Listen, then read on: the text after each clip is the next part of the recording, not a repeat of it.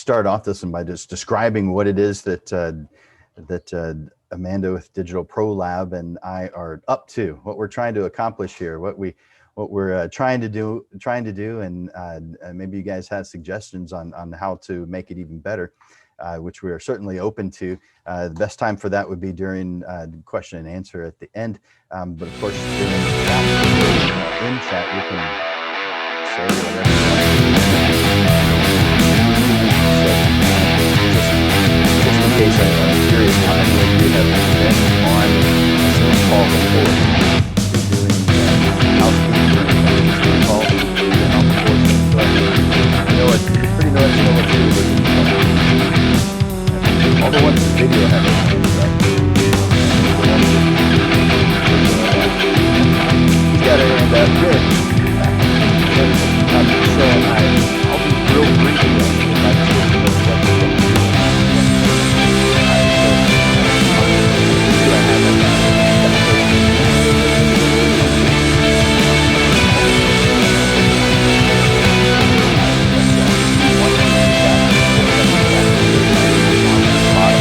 Hover over the bottom of the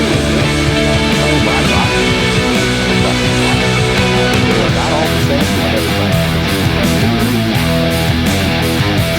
But if you hover over the bottom, you'll see one that says chat.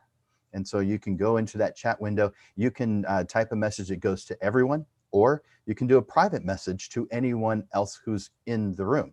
So you're welcome to do either one of those.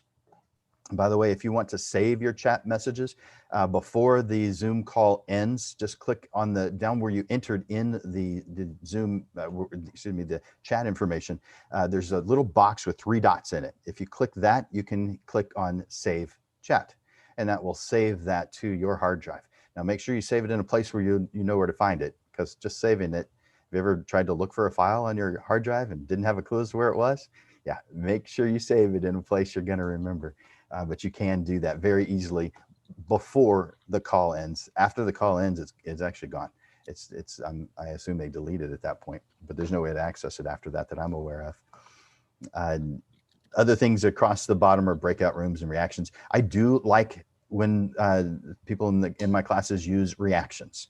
So if I say something that you like, give me a thumbs up with that reaction. It looks like that. If I say something that you like even more, well, that's where the heart comes in. Or if I say something that just tugs at your heartstrings. If you want to clap at something I've said, or anyone, not limited to just me. But there's other things in here. Celebrate, like I don't know if you win something. But those are there for you, and I want you to use them. I want to see those in use in addition to chatting whenever you want to. So I want to. Is there anything else about that? No. Oh well, as far as muting, if you're not speaking, you might as well go ahead and put your audio on mute, and it looks like pretty much everybody has. Good job, guys. And I'm sure I can see that you guys already know how to do the stop video. So if you need to use that, feel free. So Amanda and I have been friends for a long time. We absolutely believe in the San Antonio photography or photographer community. And we both on our own have done things that benefit the photographer community. But there is that saying that 2 heads are better than 1. And so we're teaming up. We're working together on this project to put together something that's beneficial to everyone, that has, we want it to be something that was accessible to everyone, easy to get to at a time that works for people. There is no one time that works for everybody, but also cost-wise, because some of my classes can get pretty expensive. I don't know, some of you have taken my classes before. I have classes that some are free. I've got a camera club that's only $10. That's pretty cheap, but most of the stuff is $100 and up. And the most expensive thing on my price list is $12,000. And so that puts it out of the reach of some, not everybody, or I wouldn't be able to have that price list on my price list. that price on my price list. But that's the range. And so we wanted to have something that we put together to bring people in, to solve some curiosity, make it where it's easy, make it where it doesn't cost much or anything. And this, you're here and it's not costing you anything. There's Amanda and I are putting our time in, and we're just giving it because that's what we do. That's what we believe in. Now we can't always do that because, well, we've got house payments to make and we want food on our table just like you guys do. So we can't do everything that way, but when we can, we want to do that kind of thing. And before I tell you a little bit more about Portrait Profits, I wanted to ask Amanda, or share with let Amanda have the floor and share what she wants to about our base of why we're doing this, and anything else you want to share, Amanda. Hi, everyone. Thank you so much for joining us today on your Monday at 6:30. Hopefully we won't take too much of your time, that way you can get to dinner. But like Jim said, we have definitely partnered up to bring Portrait Profits to you. We've been kind of brainstorming over it for the last, I don't know, Jim, what do you think? Like 3 months at this point. That's right. And one of the reasons that we've decided to do it is because at Digital Pro Lab, we very consistently have clients come in that don't know where to start with building their business in photography. I know there are some faces that I'm seeing here that we've had that conversation, and we've tried, to guide you as much as possible with the answers that maybe we have. But we also know that we're not the only resource for that. And Landers Photography School has always been an instrumental part of San Antonio's photography community in building businesses for photographers. And Jim is everywhere. He's constantly supporting our community. He's on Facebook, he's on Instagram, he's everywhere. So if you don't know Jim by now, then I don't know where you've been, but that's Jim. And if you don't know me, I'm Amanda, and I'm one of the owners of Digital Pro Lab along with my husband. And for those of you that don't know, in 2020, Ray and I officially took over 100% of the business from the original owner.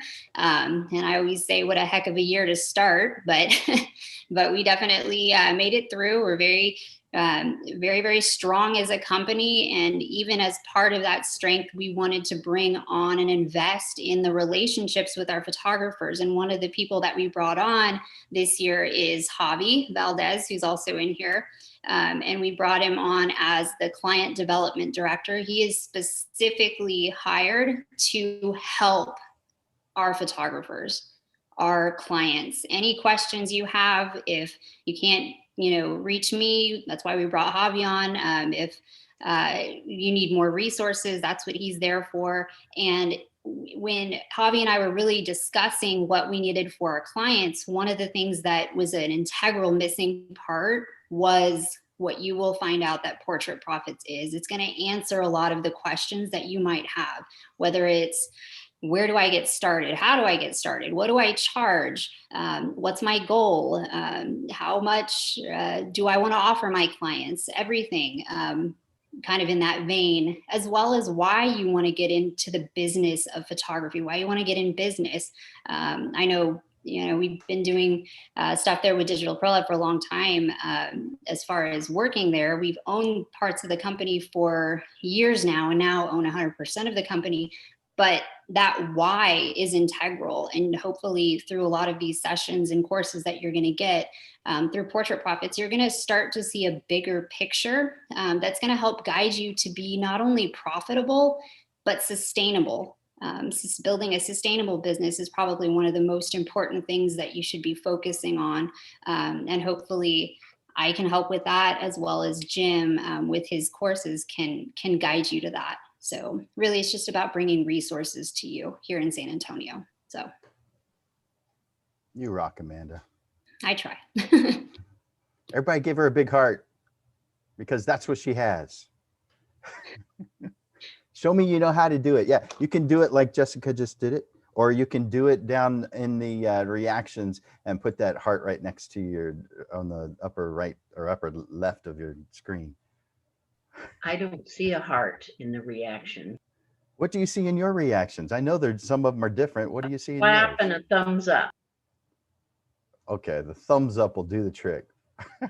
Or a clap. That's interesting. I thought they would have it. I thought that would be something that was on all of them. Thanks. And Amanda's doing a lot of things. Digital Pro Lab is doing a lot of things.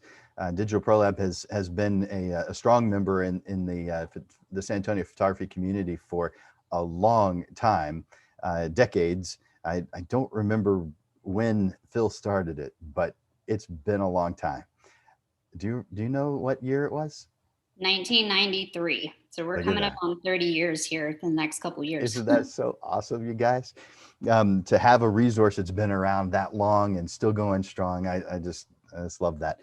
And Lander Photography School hasn't been around quite that long. We started in '97, so you're the older sibling. So, but at first, when Lander Photography started, it was just private classes. I got my degree in 1991 from Sam Houston State University, a photography degree, a 4-year degree. And I had started part-time in 1983, but I was still just in high school at the time. But got my degree, started in as a full-time photographer in '91. Struggled to make it happen. I mean, the teachers that I had at my school were wonderful. And you probably have experienced this in school, whether it's college or classes or whatever. But our teachers were amazing. They loved us. They were passionate about photography. But there was one major thing that they couldn't pass along to us, and that was how to run a business. They didn't know. They hadn't done that. The academic world didn't require that in order to work there. They just required that they had a bachelor's degree in anything and a master's degree in fine arts with an emphasis in photography, meaning a handful of photography classes.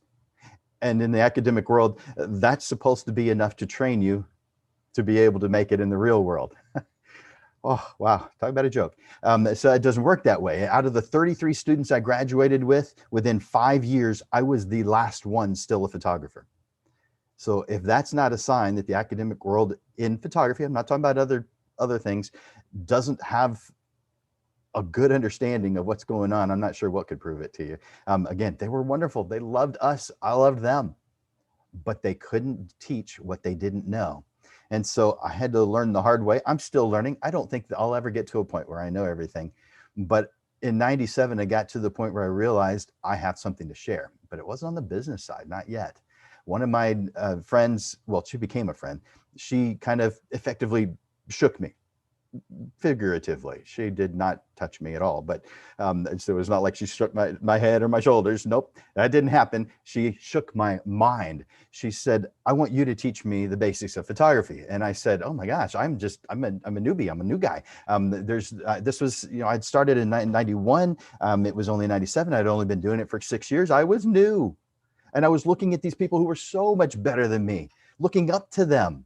And I'm thinking, why don't you ask those guys? They know what they're doing. That's the people that I would ask. And they're I went and visited I probably visited 500 photographers over the years, just so I can see what they do and visit with them and hear their points of view and their philosophies. I just wanted to hear what I could learn. But she effectively said, "You've been doing this for 6 years and you have a degree in photography.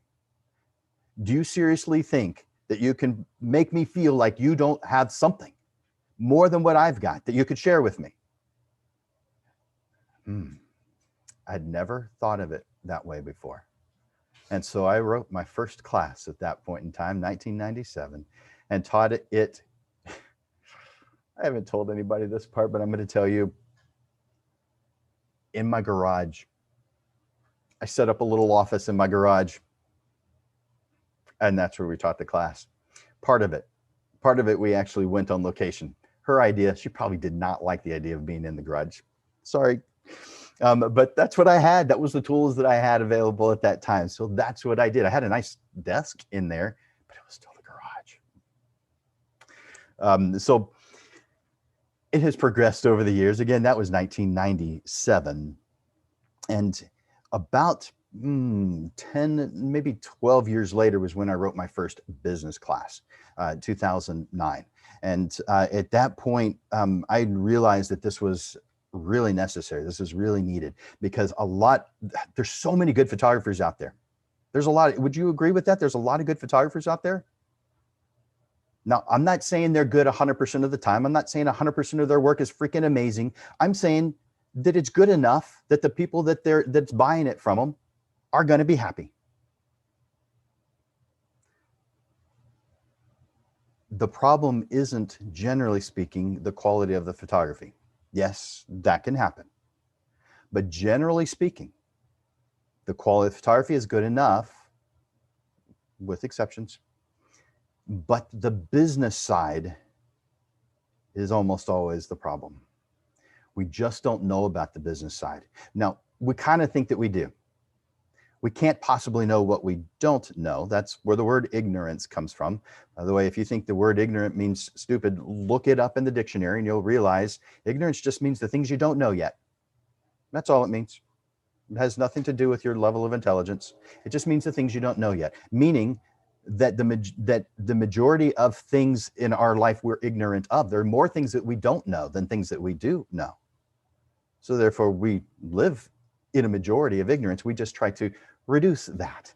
But photographers don't know that business side well enough. And so I want to elevate, and I want others to help me elevate. This is why I'm grateful for Amanda, and because she does that. And now we're working together to do this together, to elevate that business side.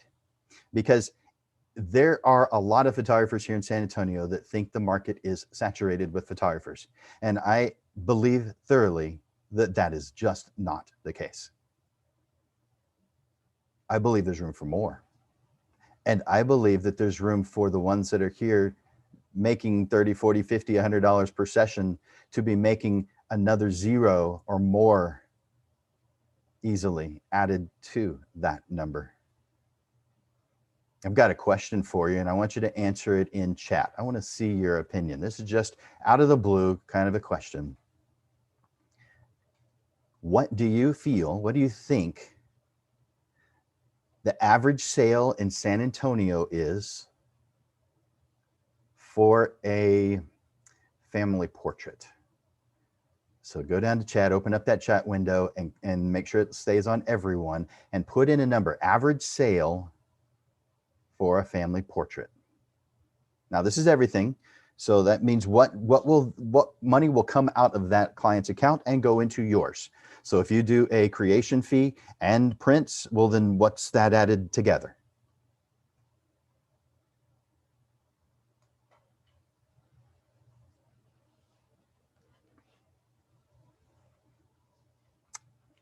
Good numbers. All right. And really close to each other. Ah, like that.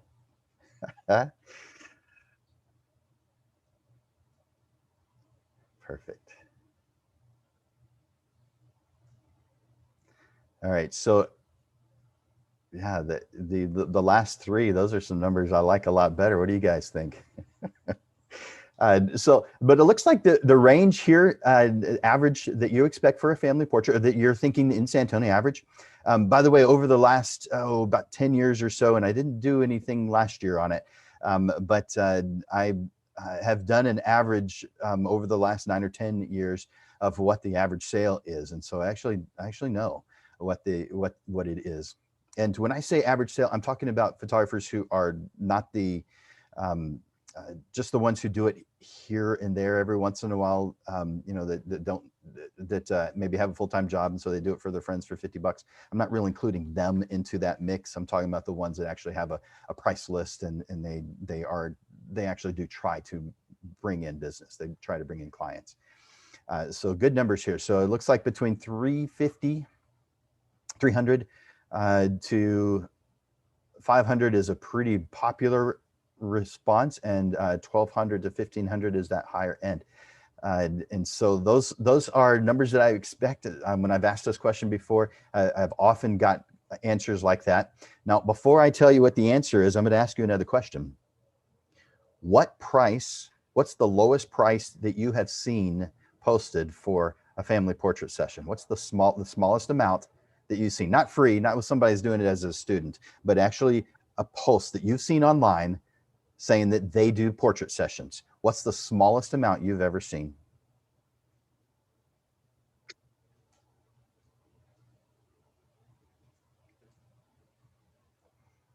Yeah. 50, 75, 45, under 100. Not looking, might be a smart idea. 50 bucks. Yeah, free. 99 cents. You have not seen 99 cents. Have you really? Oh my gosh. That's interesting. All right. So yeah, 100. Okay. Those amounts are, they're not going to cause you to make a profit. Your time alone won't allow it. In fact, we're going to be talking about how to discover your niche and narrow down to just what you're going to do today. And next time, we're going to talk about how to narrow down the price to it, so it's just yours in the foundation for a portrait price list. That's next time, next week on Monday. But yeah, those are some interesting numbers. Now I'm going to answer the question of what is the average. The average, I'm going to give a range because there are some variables in here that would make one number more appropriate than another. And I'm not going to get into those details. But I will tell you that the average family portrait is between $1,500 and $2,500. That is the average family portrait session and prints in San Antonio. Now, other areas are more or less. So I'm not commenting on what the average in Dallas is or LA. I'm saying in the greater San Antonio area, which means it's not just San Antonio. It extends even past Bernie. It does go a little bit further than that, New Braunfels, Seguin. So it does include those areas. But this general San Antonio metropolitan area average 1,500 to 2,500.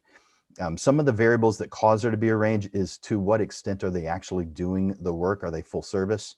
And I'm curious what you think the definition of full service is, but I'm not going to ask you to put it into chat. If you want to, feel free. I just feel like it's going to take too long to answer a question of what do you think the definition of a full service photographer is. So I'm just going to tell you. I'm going to tease it first. Does this person I'm going to describe, and you can put yes or no in the chat if you want to, does this person I'm about to describe fit your definition of full service? This photographer does the session and puts all the images on Dropbox or some other kind of transfer service or a USB drive and sends that to the client. Is that full service for a portrait photographer? Now, I'm not talking about a headshot for a business portrait, because that could be entirely true that is full service for that kind of work. I'm talking about a portrait where the end result has the potential to be a portrait on the client's wall. So do you feel like, and I'm getting, Nope. Okay, so we got a consensus here. I don't think there's going to be anybody disagreeing with that. I like the exclamation point in all caps, Robin. Thank you. I like your energy. So, okay, so if that doesn't fit your definition of a full service, maybe this does. The photographer does a portrait planning session beforehand, then the session, and then they show the photographs online and allow them to pick whatever they want. How's that? Is that full service?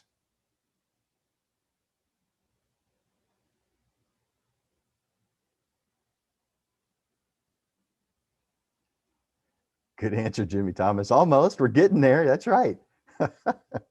Warm. Yeah. Yep. Avi, thank you. Lorelei, perfect. Halfway there. Yep. Thanks, Henry. Yes. Excellent. These are good answers. So the first two things that I have described, the first one is called a shoot and burn. That's just the cliche or what a lot of people call it, shoot and burn. Now, shoot and burn has its place. all tools, all business models in photography have their place. For instance, if you're photographing an event and they want those images immediately so that they can upload them to their website, like within 5 minutes of the event ending, shoot and burn is the appropriate tool. That's the right thing to do. What about the next one where I said there may be a planning session, then the session itself, and then you put your photographs online? I call that one post and pray. Post and pray, because you're posting them, you're putting them online, and you're hoping, please buy some prints. I want to have some extra sales here. Yeah, I got paid for my creation fee, but I want some extra, please buy some more stuff. Post and pray. You guys have heard of post and pray, right? You might not have called it that, but you know what I'm talking about. Yeah. How about this next one? And there's a couple other ways I could say this, but I'm going to go straight to the end. Haven't heard of it, but it fits. Yep. And so you have the planning session. You have the session itself. You cull the images, meaning you take out the ones you don't want to show them. By the way, if you're a portrait photographer and you're showing every single photograph you created, why? Do you have no respect for their time? Are you not the expert? If you're the expert, then show them the cream of the crop. Show them the things that fit the description that you came up with during the planning session. And don't show them everything. Now you may say, well, I'm not showing everything. If they close their eyes, I'm not showing that. If there's a photograph that doesn't fit what they're trying to accomplish, get rid of it, take it out. You don't need to show them a whole bunch of images. All right, that's a little bit of philosophy in there. Didn't mean to throw that in. So you've got planning session, you've got the photography session, you've got your culling that you're doing yourself. You're pulling out the ones you don't want to show them. Then you're showing them those photographs in person or via Zoom or some other online video chat.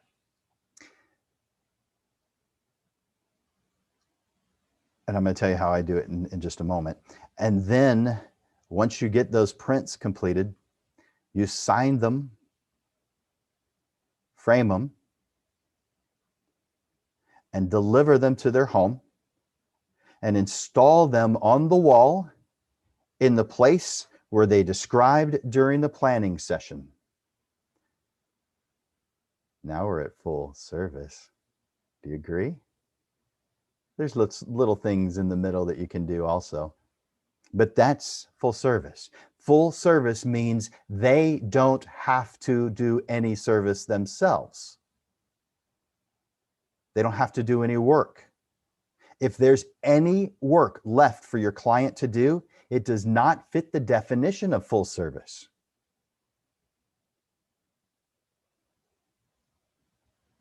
Anybody disagree with that? If there's any work left for them to do, it's not full service. Now, does that make it a bad thing? Does that mean you're a bad photographer if you don't do all that? Not even slightly. It just means that it's not full service. It's something other than full service. It's still good. Everything you're doing is good. It's all good. If you're doing it with your client in mind, trying to do the best possible job for them, you are doing a good thing. You are a good person. Keep on doing that. Just keep on growing like you're doing. You're taking this class. I'm preaching to the choir. So therefore, I know you want that. Keep on working towards that. Now, little pieces in there. I'll tell you a little bit about the signing. I'm going to tell you my average sale for a family portrait session, and it's higher than any of these numbers. In fact, it's greater than double any of even the highest number that you saw here. My average sale for a family portrait session is $3,800, which is definitely not the highest in San Antonio. There's a handful that are in the 5,000 plus range, a handful in there are very few that are in the 10,000 plus range, and there's only one that I'm aware of that's in the 20,000 range here in San Antonio. Does that surprise you that there are some portrait photographers earning greater than $20,000 per session?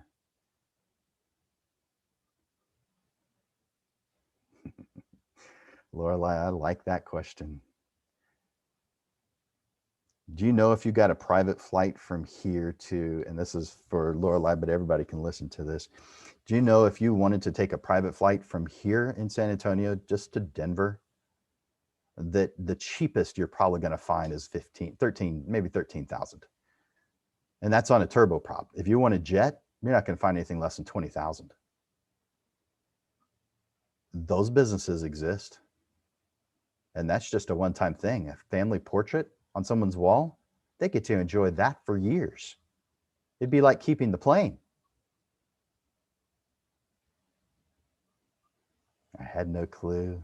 It does surprise me. Definitely doable. Thank you. Someone can. That's right. Good responses. I like that. So occasionally, someone will, when I share my prices, is at the very first time I have an opportunity to. So that's generally a phone call. So it's before the planning session. I want them to know ahead of time how much it's going to be. But sometimes they don't listen very well. You guys ever experienced that? Client not listening real well? It's not going to stop, but you can become better at it.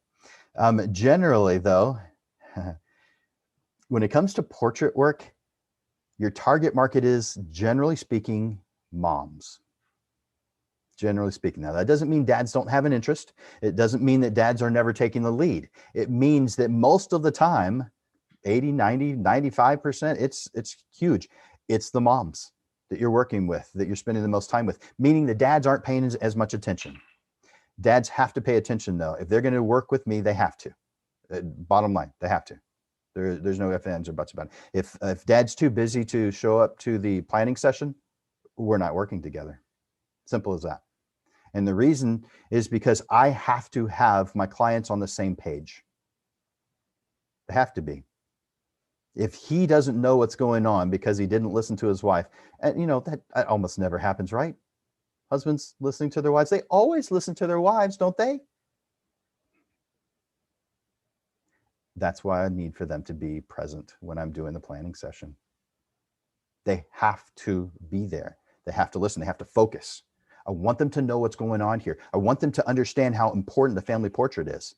It's much more important to that than that $20,000 flight to Denver. Much more. But still, occasionally, dad's not paying attention. And when I show the photographs at the portrait selection consultation, I use a projector, and I project in the place, in the size it's going to be. So wherever they've told me they want it to be, I have a projector. I project it in that size. And if they want to see it smaller, I just make this picture size smaller. But I put it up on the wall and I say, that's my $5,000 size. And mom is normally silent because she already heard my numbers. Dad, I love dad's reactions. This has happened more than once, but I'm picturing one person in my head as I'm saying this. I said, this is my $5,000 size. And dad just had a knee-jerk reaction. He said, what? Is it lined in gold? And I said, actually, yes. I sign every single one of my photographs in gold. I have gold leaf and a heated ballpoint pen. So yes. And you know what? It hasn't, while I haven't had the opportunity to say that very often, there hasn't been a single change in the reaction. It's been silence after I've said that. That's kind of fun. After his outburst reaction. But so I'm sharing the size, and often they'll say, well, can I see it one size smaller? And why do you think they're saying, do I want to see it one size smaller? It's because they want to see a smaller price.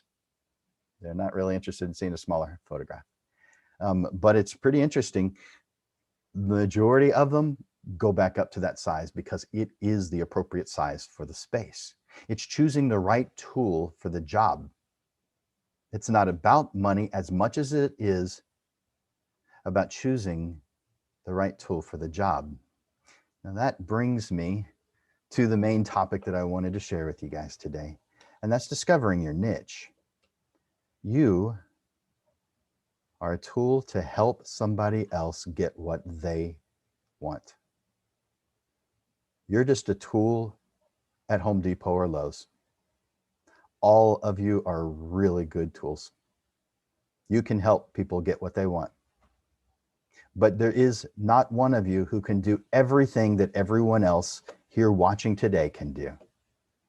So therefore, you're not a multi-tool that can do all that. Sure, you can press the button in front of anything. You can press the button in front of a car. You can press the button in front of a house, a family, a high school senior. You can press the button in front of a pen. You can press the button in front of anything, but is that the differentiator that you want to have? Is I have the ability to press the button? No. You want to do what makes you happy and makes the people you work with happy. Isn't that what we want? We want to do the things that cause us to have excitement and energy and dedication and passion. We want to do those things. There's certain things that you know you enjoy doing in photography and things that you don't enjoy doing in photography.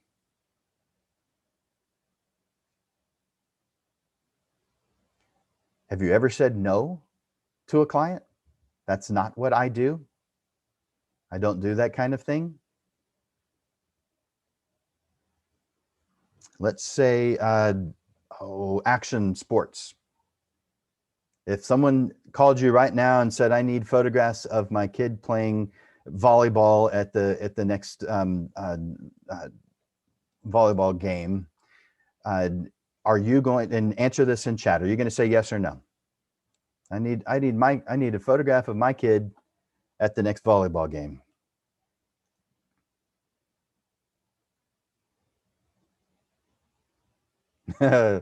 When is it? Yeah, availability is an important variable. Yeah. So to some, no way they're going to take a job like that. And lots of reasons for it. They may not have the equipment they need for it. They may never have done that kind of thing before. They may have a calendar that's booked.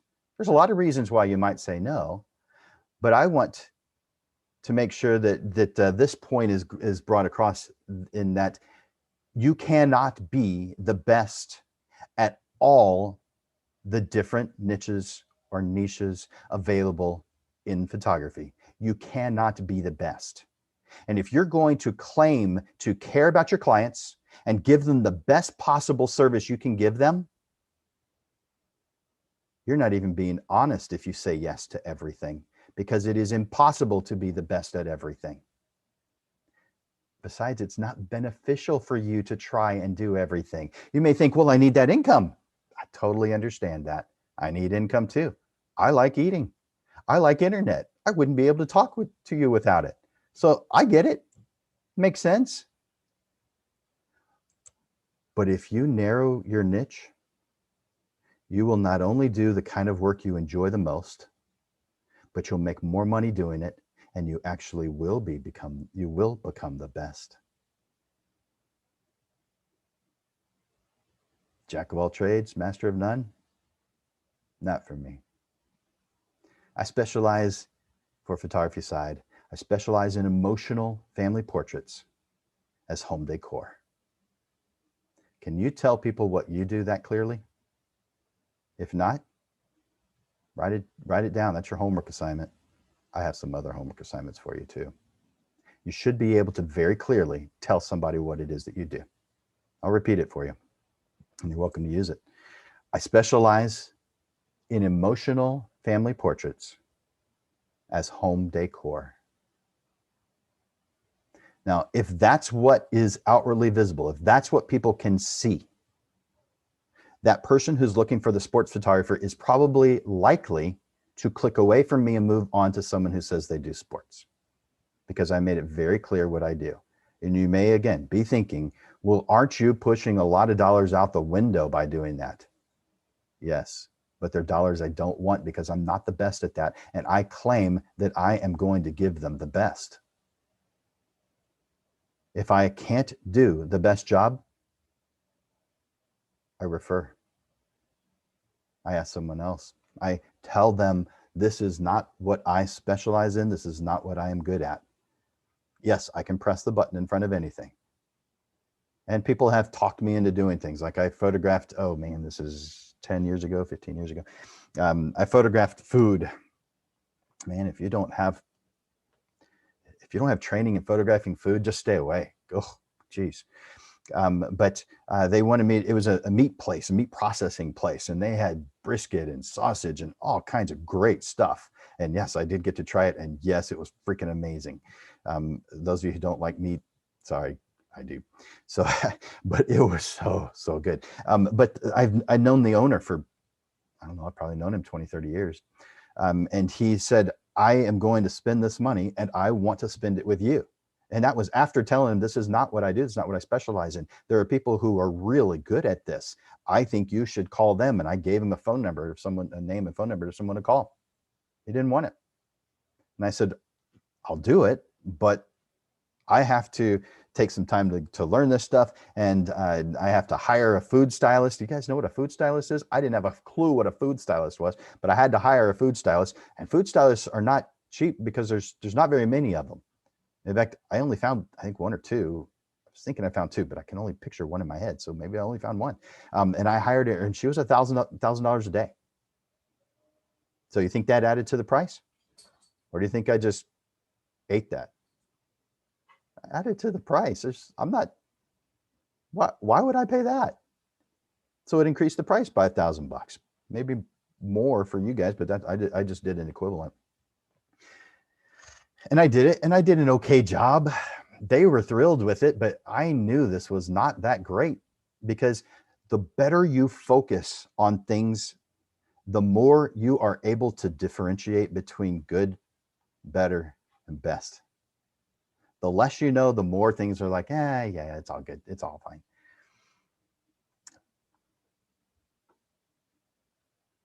If any of you have a niche, will you share with us in chat what that is? Weddings, engagements. Okay, cool. Pets, landscape.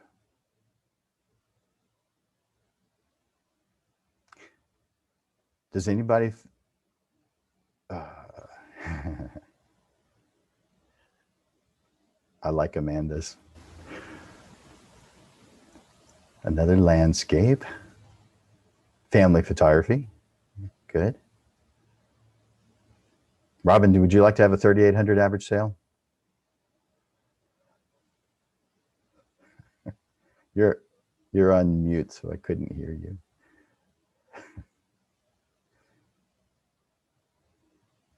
Editorial fashion, corporate events. Good.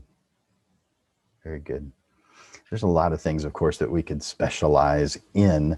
By the way, I think a lot of people think when you specialize, that means that that's all you do. Maybe as a doctor, you're real strict with that. But as a photographer, you create really good relationships with people. And that's the only reason why I did that food photography example, is because I had formed a really good relationship when I had worked with them a few times before that. Ooh, abstract. And so that's because of that relationship, he asked me to do it. If we didn't have that relationship, he wouldn't. So therefore, I can specialize in just family portrait photography, but still get other, what I call spin-off business. And how much time and effort did I have to put into that? How much money did I spend on that advertising? None. How much time and effort did I put into the marketing materials, writing text, putting posts online, making emails about things other than family portrait? None. They just landed in my lap. So there's two really good reasons not to, there are two additional reasons, really good reasons to just choose one thing or something, two things that are very similar, instead of saying I do everything. One is time. You're not going to do a good job of marketing your business if you're trying to market for the weddings you do, the family portraits you do, the business portraits you do, these high school seniors that you do, the sports, the corporate events, the weddings, whatever it is. If you're trying to do marketing on all those things, you have them on your website. Do those things take time? Rhetorical. I know they take time because I did it. Not anymore. But at first, I thought it was the right thing to do to accommodate every single situation. Do you photograph this? Yes, I do. uh, that's not the way to have a successful photography business. It won't work. Without the word no, you will not have a successful photography business. It's not even possible. Now, yes, one man's opinion. You can think I'm crazy all you want, but I have numbers to prove it. What do you have? When you specialize, you become really good at the thing you specialize in, and you form amazing relationships with the people you work with, and they only call you. By the way, if you do your marketing, we'll talk about marketing in a future Portrait Profits show, but if you do your marketing correctly, there are a lot of photographers that will not even, they won't know your name, because you, in one of my marketing classes, actually a series, a program called EM, Essential Marketing, one of the things I say in there is don't seek the seekers. Don't seek the seekers. If you're doing an effective job of marketing in photography, portrait photography, then you do not need to seek the seekers, meaning the people who are looking for a photographer are looking for deals. For instance, if you're on any Facebook page about photography and someone posts, I am looking for an engagement portrait photographer. I am looking for a family portrait photographer. I'm looking for someone to photograph a high school senior. How many photographers react to that? How many of them put their information there? How many friends of photographers put their friends' information in there? Generally 35 to 75. Yeah, I counted them. I want to be able to prove what I'm saying. So yeah, I count those things. And generally speaking, it's 35 to 75. Now, 75 is rare. I don't usually see quite that many, but 35 to 50 is very normal, very normal. Yet those same photographers are asking this question or saying this statement. How do I stand out from the crowd? Or I want to stand out from the crowd. Well, if you put yourself in the middle of the crowd, you're not going to stand out from it. When you seek the seekers, you're placing yourself in the crowd, making yourself more difficult to see, not less difficult. My clients never post on Facebook that they're looking for a photographer. It doesn't happen. I have marketing systems, or had, because I'm not doing the family portraits, or I'm not doing the photography much anymore, except for clients that still call me, but I'm not doing any marketing at all. But I would put together programs and systems where I was the only choice. I didn't want to be part of the crowd. I had already dealt with being part of the crowd and I didn't like it. It's no fun being part of the crowd. You guys don't like being part of the crowd. So find a solution to get out from the crowd. We'll talk about how in a future, in a upcoming episode of Portrait Profits. But today we're isolating. We're focusing in on just one thing. And yes, we will get some spin-off business, because you're not going to be just, chiseling that into stone. So let's talk about discovering your niche. Not everybody is your potential client. Someone I know years ago told me this. He said, not everyone with a pulse is your potential client. And so if you're after everybody, you're going to spread yourself too thin. By the way, I said there were two things a little while ago when I was talking about the marketing. You don't have time for all that, but you also don't have the money for it. How much money do you have in your marketing budget right now? Is it enough to even do one niche? Because I bet it's not. And you want to spread that over 10, 15, 20, 27 different things that you have the ability to press the button in front of? Really? You got to think about your time. You got to think about your budget. You're going to spread everything so thin that no one will know who you are, and you don't become good at any of them. Not really good, just okay, good enough. And you don't want to describe yourself that way.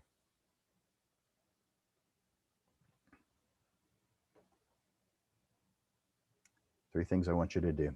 Follow these 3 steps to know what your photography niche is. And if you have a notepad, write these down. Number 1, define your interests. Define your interests. I'm going to tell you what these are real quick, and I'm going to go into a little bit more detail on them. Photography is just too broad a category. You've got to make a place for yourself in the minds of those who you want to work with. So you've got to define your interests. What do you enjoy? I'm not saying just photography related. I'm saying, what do you enjoy? What are your interests? What do you enjoy? What gets you up in the morning? What gets you energized? What kind of person gets you energized? Because there's people that you cross paths with in life that are very draining. You want to avoid attracting those guys. You have that kind of power, you can do it. Number 2, what do you think you want to do? I mean, it's fine to have a list of 27 things that you have the ability to press the button in front of. But that's got to change. We have to narrow it down. It's okay that you have a large number now, but we have to narrow that down. And number 3, how to narrow the options.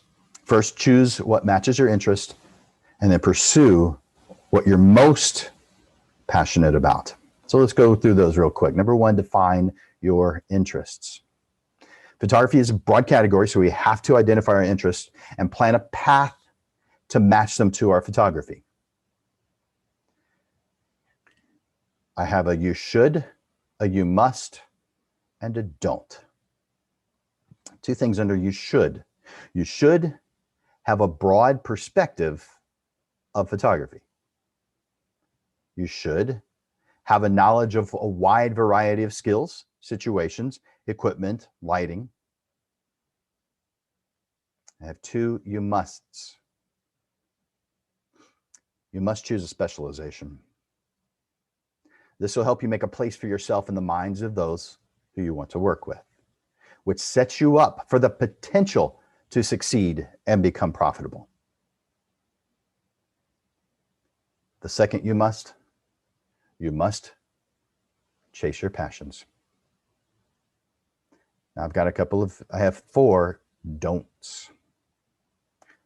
Don't chase the money. Don't worry that others are better than you. Don't expect things to change or work overnight or in a really short period of time. And don't take the advice of those who have not experienced what you want to experience. So those family members and friends who have the best of intentions for you, you got to stop listening to them. They have not been where you want to be. So the first thing I want you to do under define your interests, I want you to make a general list of all the things you would like that aren't in photography, but other areas of your life. The things you like to do, the things you get excited about, the things that you aspire to do, the things that make you proud, the things that you want for others, and the things you can't live without. I want you to make a list, a general list. Just brainstorm on this. One more time, list all the things that you like not in photography, other areas of your life. The things you like to do, the things that get you excited, the things you aspire to do, the things that make you proud, the things you want for others, the things you can't live without. Make a list. Don't try to do that right now. This is homework. Make a list. Next thing, what do you want to do in photography? What do you want to do in photography? Now, I'm going to share my screen real quick because this is a list of several different things. By the way, thank you for typing those out, Amanda. I appreciate that. All right. I am sharing with you a list of multiple different types of photography. This in no way represents every type of photography. but this is a lot of them. And you can look through that. I'll highlight a few. General portraiture would be on location portraits, in studio portraits. There are photographers who only do one of those. They will only do in studio and never do anything outside of the studio because they're really good at what they do and they don't know the other quite as well. There's others that do on location only. Some do bridal portraits, engagement portraits, executive portraits, staff, animal portraits. Those can be amazing. Family portraits, children, glamour, models, fashion, schools, sports teams.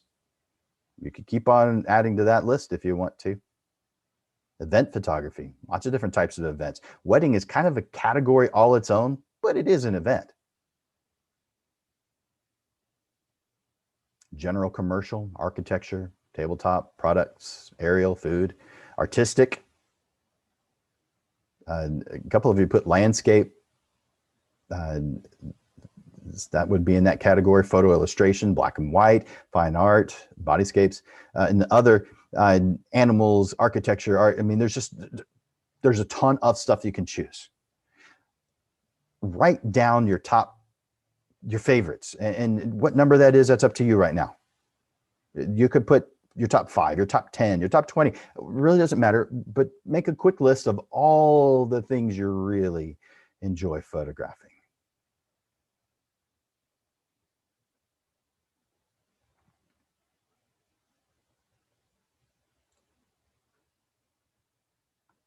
And I'm not going to give you enough time to do that, but that's what I want you to do.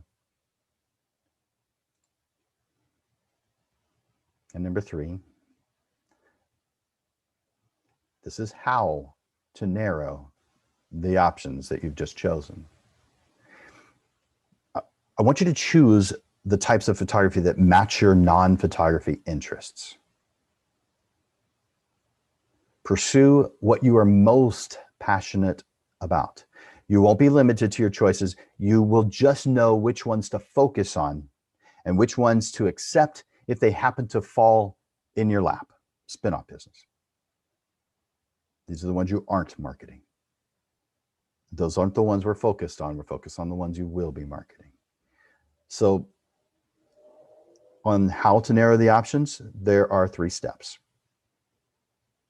And when we finish the 3rd, you will have your niche. The first, go back to number 1, circle the things that are most important to you on that non-photography interest list. Circle them, the most important to you. Once you have circled all the ones that are most important to you, I want you to put a star next to the ones that you are certain you can't live without it. Life wouldn't be the same without it. Put a star next to those. There may be very few. Might be 1, might be 2, might be 3. But narrow that first list, the non-photography interests. Narrow that down. Again, circle the ones that are your favorite, the ones you really like, and put a star next to the ones you just can't live without. Second thing of the 3, go back to number 2. Reevaluate and confirm the ones you cannot live without. Same thing as you did for the first one. I want you to circle the ones that are really important to you. And then put a star next to the ones you cannot live without.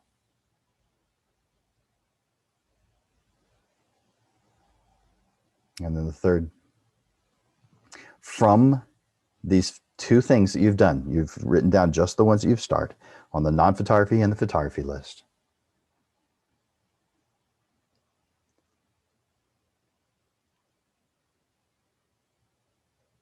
I want you to choose one, but I'm going to make this real easy for you. Write down the ones that you want. And at this point, you would have already done that, but write down the types of photography you really, really, really, really like. You really can't live without. You just love this stuff. Write those down. Some of you will only have 1 already, but most of you probably will have a few that are in your really, really like, you want to do it. You're going to say yes every time.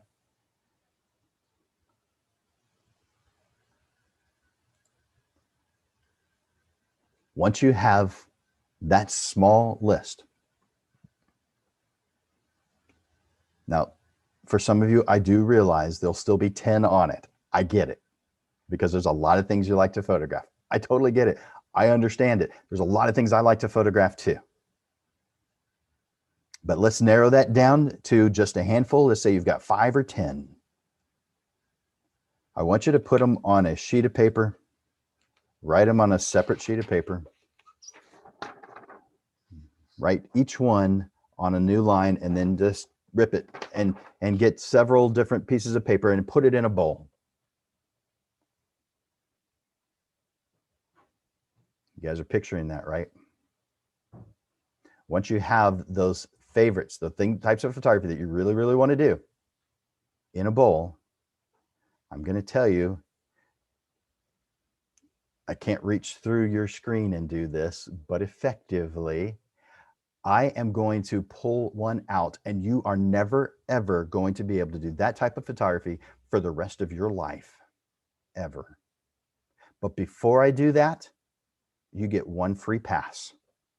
Pull out one so that I don't even have the potential to pull it out of the bowl. Are you guys following? Give me a thumbs up if you're following, because I can say it a different way.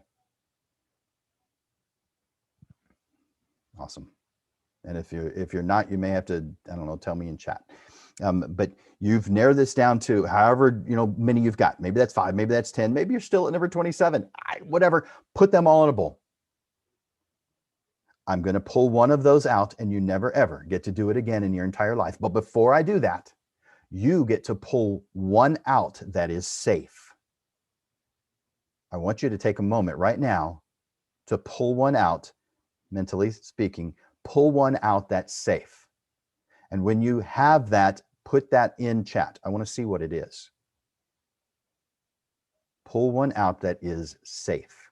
I don't have the potential to pull it out, and it's something you'll never, ever be able to do again. You get to keep it.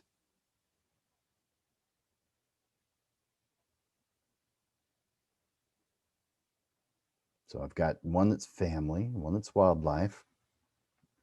I can see the corporate events. Ooh, flowers. Cool. Street.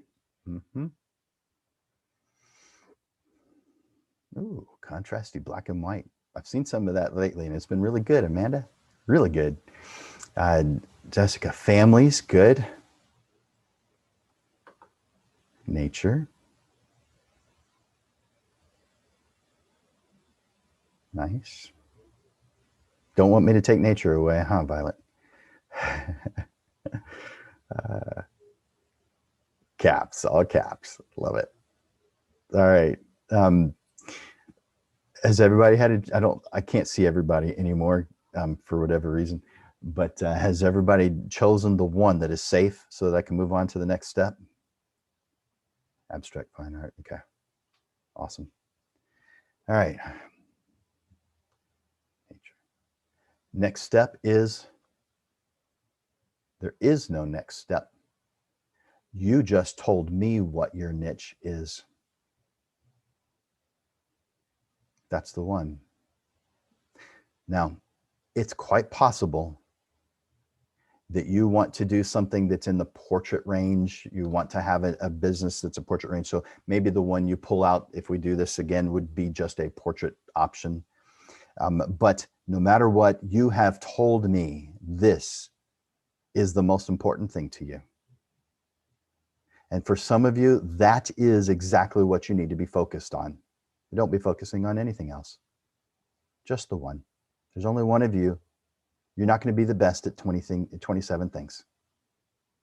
But you can at least head in the right direction if you're choosing one. Now, since I specialize in portrait work, I know how to make profits on the portrait side.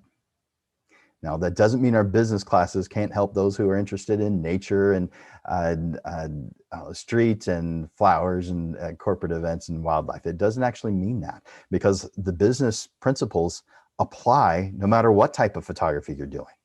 It's just, I know portrait better than any other category. This is the most important thing to you. It is your niche. Now, somebody like Violet, we've talked, and she's been in some of my classes. I know that you're going to be doing, I know you enjoy nature, but I also know that you're going to be doing portrait work because you want to use that portrait work as your income source. So I'll ask you and anyone else who's in a similar situation to pull out a safe one that's on the portrait side of things. So whether that's high school seniors, boudoir, family portraits, kids, babies, newborns, maternity, whatever that is, pull that one out, and that is your niche for your portrait business. And now you have your niche. Of course, now we need to know what to do with that in order to make a good income. But at least now we have a direction, because when you have a direction, you give yourself potential to reach your goals. There is not a single time where you've ever decided, I need to go to the grocery store, but then gotten out on the road and not known what to do. Oh, that road's pretty, I'm going to go down that road. No. When you're going to the grocery store, you're thinking, I have this, this, and this to get, and I have to be back here by this time because I've got this to do. And so what you have is a destination and a timeline. When you give yourself these two things, you give yourself potential for success. When you don't give yourself a destination or a timeline, what you get is what most photographers are. And I'm going to help you to not be. And that is the inflatable flailing arm tube man, with all of its passion and energy just moving all over the place. Whoa, it's got so much passion and energy and dedication, but where does it get to go? Nowhere. You're not going to be the inflatable flailing tube man if you stick with me. You're going to have direction. You're going to create a path, a timeline, and you will create the potential for making a career in photography. Thank you guys for sitting here with us today, this Monday evening, for the first ever Portrait Profit Show. If you've got some questions, please stick around to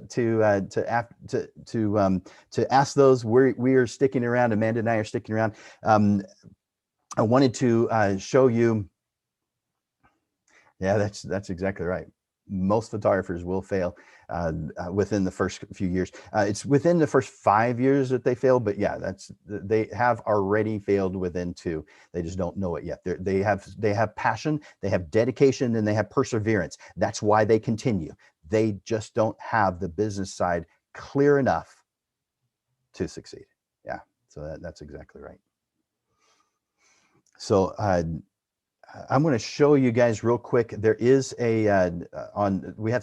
Portrait Profits has social media and a website.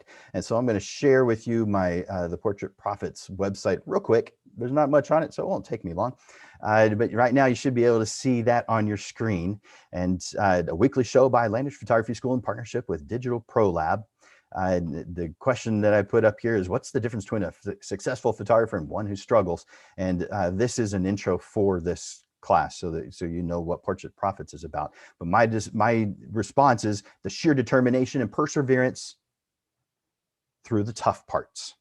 I call this the power of determination. I introduced this concept to my son, who's now in his mid-20s and not living in the home anymore. In fact, he is engaged to be married in October. But when he was a little guy, I told him about the power of determination because he commented on superhero powers. And I said, you've got one. You've got a really good one. It's the power of determination. When you define what it is you want and you create a path to get there, a timeline, you give yourself potential to be successful. So that's that first page. You can see the schedule is here. It's every Monday. And I want to point out something to you. This is the login, and it's going to remain the login until we see a reason to change it. So you just make note of that. This is today right here, February 8th at 6:30. But you'll notice The one next week is at noon, and the one after that is at noon. And the reason is because I have another class that's on Monday evenings, and I can only afford to give up one of those per month. Does that make sense? So I can't give them all up. I can give, I'll donate one. And so the rest of them will be at noon. So every single Monday at noon, except for the second Monday of every month. And that's like this one is today at 6:30 to 8 p.m.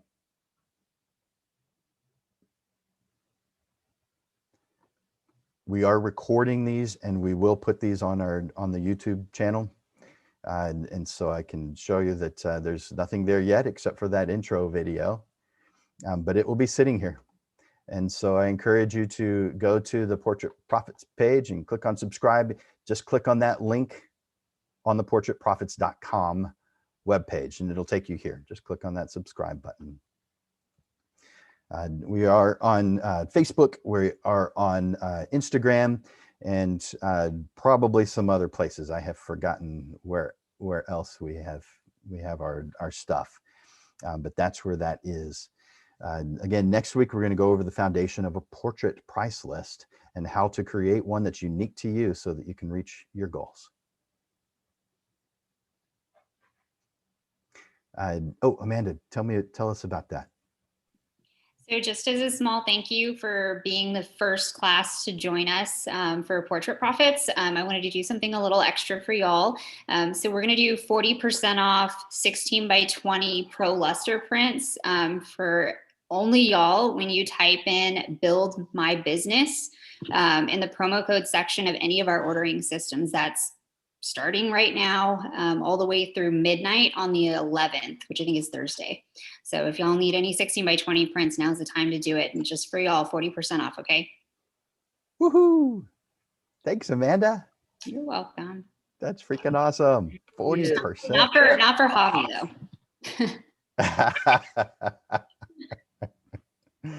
I love it. All right. Do you guys have any questions about what we've gone over today, or what Portrait Profits is all about?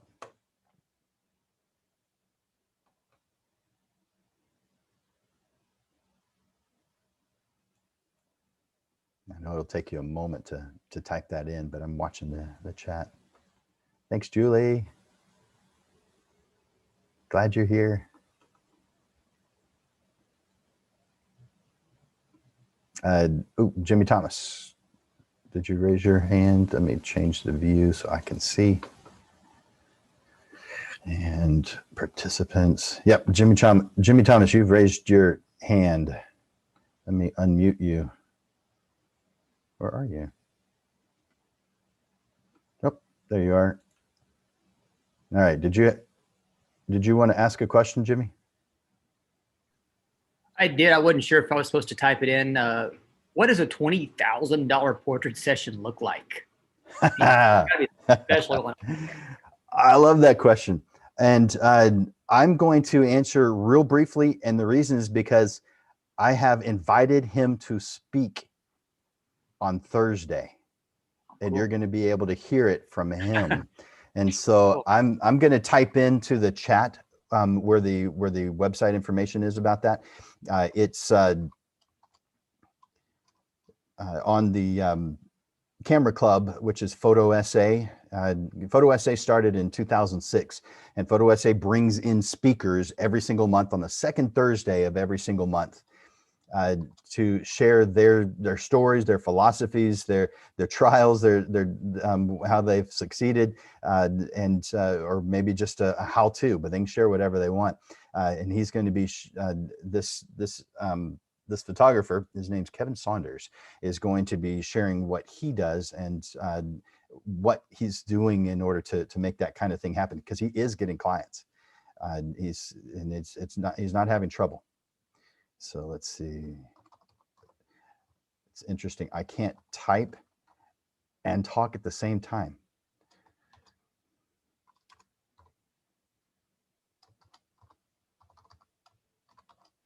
So I just put that in the chat. Do you guys see that in the chat window? It says meetup.com/photo essay.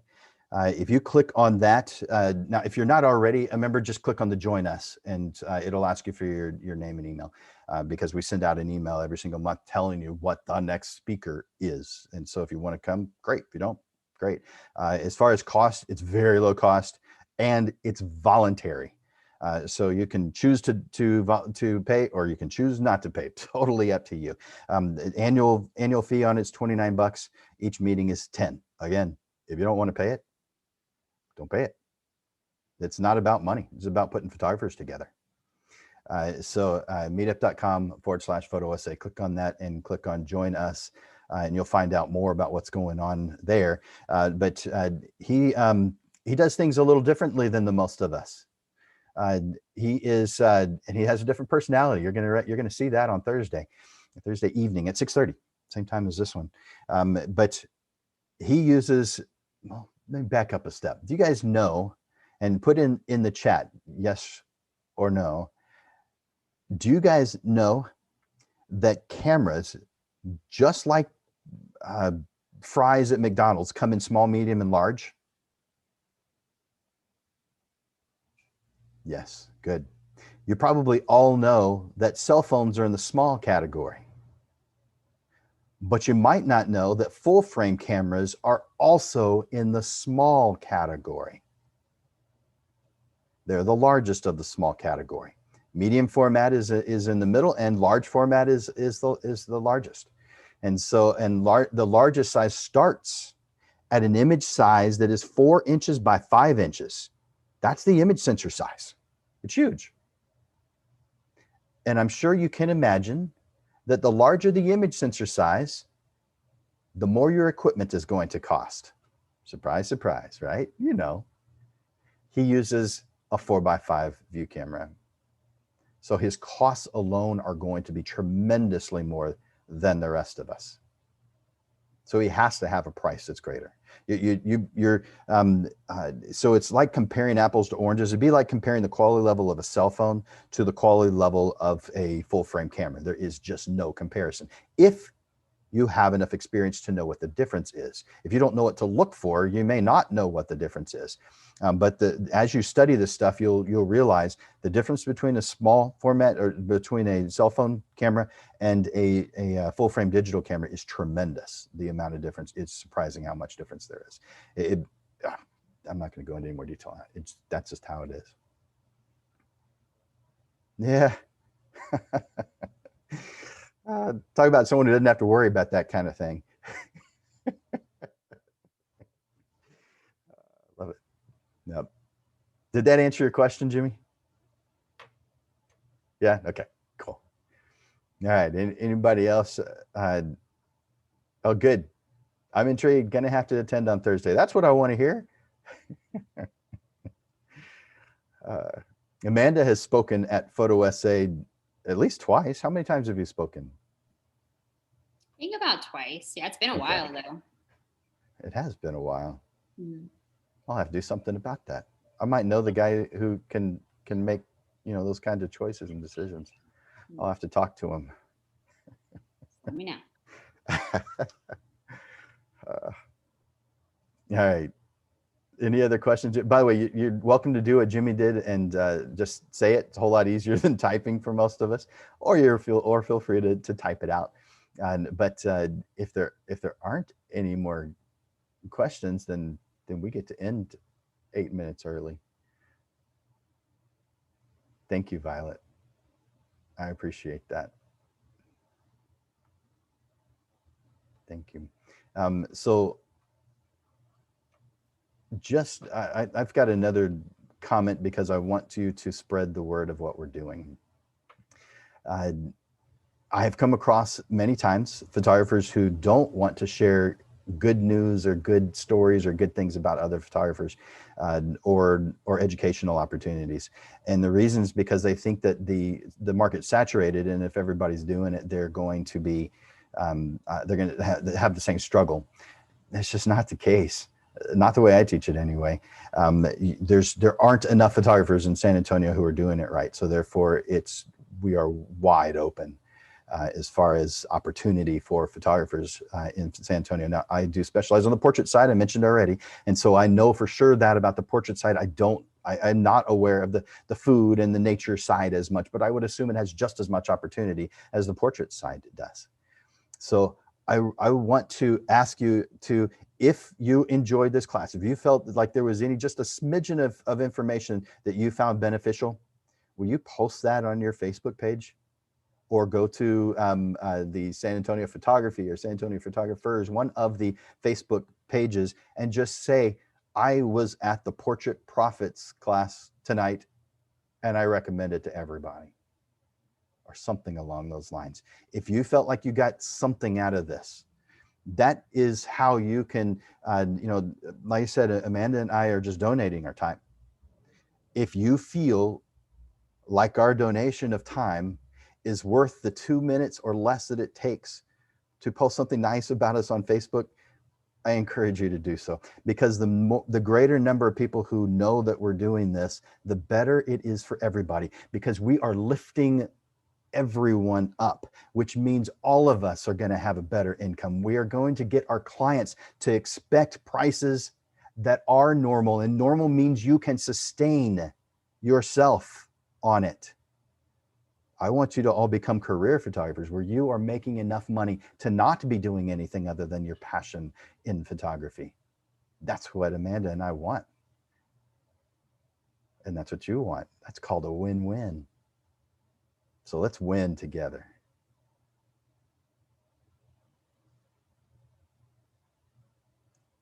Perfect.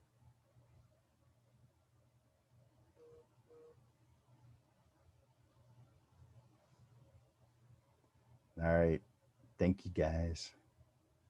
Thank you, Francis. You rock. Francis is in our career photographer program. It's 2 years, 300 classroom hours. And she is in the second semester of a total of 6 semesters. She'll be graduating in August of 22.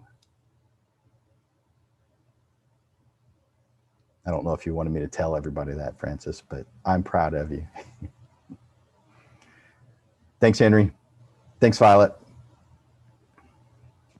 So this isn't really about the Zoom, but near my workplace, there's a Landers Photography office kind of thing. What all do you guys do there? Is that on I-10? Yep. Outside of 1604? I work at the Domino's right by it. Oh, cool. And I have bought pizzas from you. Sweet. And they're really good. I like Domino's. But that represents 17 years, the last 17 years we have been at that location. But COVID caused us to pivot and move out this past summer. Because of the rules and the social distancing and that kind of stuff, based on the rules and the size of space that we have, we weren't able to have more than 3 or 4, well, 3 students and 1 teacher in the classroom at any one time. And because of that, that's our break even. And there's no reason to work your tail off if you know ahead of time that your only potential is to break even. And we had no clue how long this stuff was going to last. And so between March, when we had to stop, and the end of June when we moved out, we were just coasting on savings. I mean, we maintained everything, but we didn't have enough income to cover it. It made no sense to do it at that time. But we thought, based on what you heard in the beginning in February, March of last year, that it's going to be a month, maybe 2. We're going to be all good here. Definitely by the end of summer. And so, with that thinking, I was thinking, well, I can use my savings and cover all of the office expenses. And those of you who have office expenses, you know what that means. Amanda, you know what office expenses mean. It's not cheap. I mean, the least expensive would probably be the equivalent of your house, but it's probably a lot more than that in most situations. And so to not have to have that when you're using savings, that was the reason why we moved out. So I appreciate you asking, Lorelai. That office space served us well. We were there for long enough for the original sign to heat up in the west facing sign. It was facing west. It got so hot over the years that it just bubbled up and just started looking ugly. And so we got a new one about 2 years ago, maybe 3. But yeah, that was a good space. We enjoyed being there, but now we're doing nearly everything online. We have about 100 different class titles, but some of them just can't be done online. For instance, on Wednesday of next week, we have a shutter speeds. And we go to, since June, to do our shutter speed assignment, we go to the Bass Pro Shop. There is, in the parking lot to the left side, there is a waterfall, and it's really cool. It's man-made, but it's really cool. We go and photograph the waterfall, and then we walk over to the access road and photograph cars driving by. That's how we do our shutter speed class.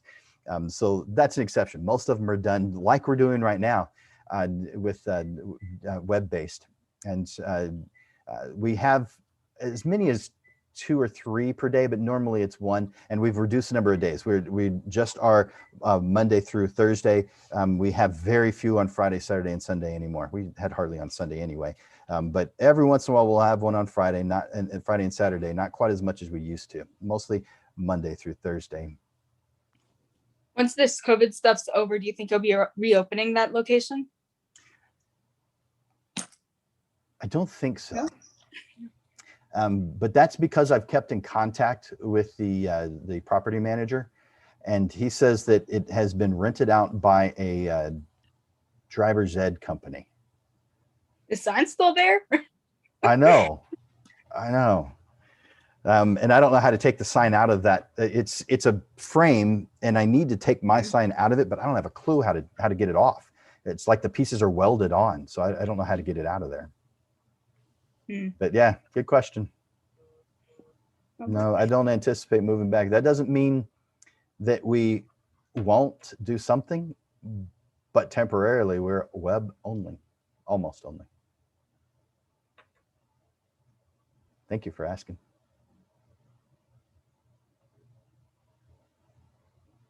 All right. I think we're good. Any other questions? I didn't see any others in the chat unless I missed something. Nope. All right. Well, guys, it's been a pleasure. I love talking about this stuff. I love that you're interested in hearing me talk. That's a lot. My wife doesn't want to hear me say anything else. She said these words that I'm about to say. I've heard enough of your voice. When I asked her if she was going to join this, she said, I hear enough of your voice. Is that what she's putting up her, oh, I don't think they can see that. It's not far enough. Yeah. So Robin says that she's heard enough of my voice, and she happened to walk by as I was saying that. And there's her thumbs up. It's not my hand. So thank you for being willing to listen to my voice when my wife won't. Appreciate you guys, and I really look forward to seeing you. Either go visit Amanda, go visit Digital Pro Lab. Use that 40% off coupon. Gosh, use that. That's a really good deal. Freaking amazing. And hopefully we'll see you on Thursday or at any of the Landers Photography School classes. By the way, that's landersphotoschool.com if you want to see that list. Up at the top, you can see get email updates, and every week I send out an email of a list of all the classes. And so if you want that list of classes that are coming up, just click on that get email updates. It's at the very top of the page on landersphotoschool.com. Thanks, Amanda. So now you can just click that link. All right, you guys, again, thanks so much for being here. I look forward to seeing you guys at least next Monday at noon. Thanks, guys. Bye for now.